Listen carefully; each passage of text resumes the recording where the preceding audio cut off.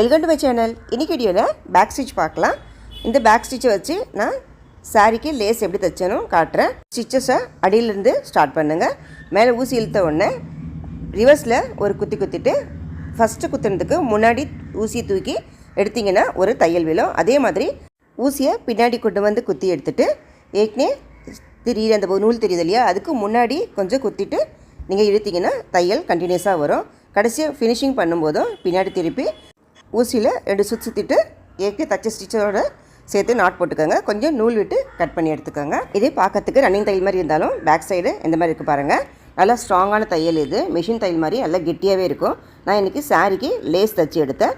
துணியோட வெளிப்பக்கத்தில் லேஸ் வச்சு தைச்சிங்கன்னா தான் அந்த ரன்னிங் ஸ்டிச்சு மேலப்பில் தெரியும். தச்ச ப்ளவுஸில் சின்ன அட்டாச்மெண்ட் கூட நீங்கள் இந்த தையல் வச்சு தைச்சிக்கலாம். இந்த டிப்ஸ் உங்களுக்கு பிடிச்சிருந்தா லைக் பண்ணுங்கள், ஷேர் பண்ணுங்கள், மறக்காமல் என் சேனலை சப்ஸ்கிரைப் பண்ணுங்கள். தேங்க்யூ ஃபார் வாட்சிங்.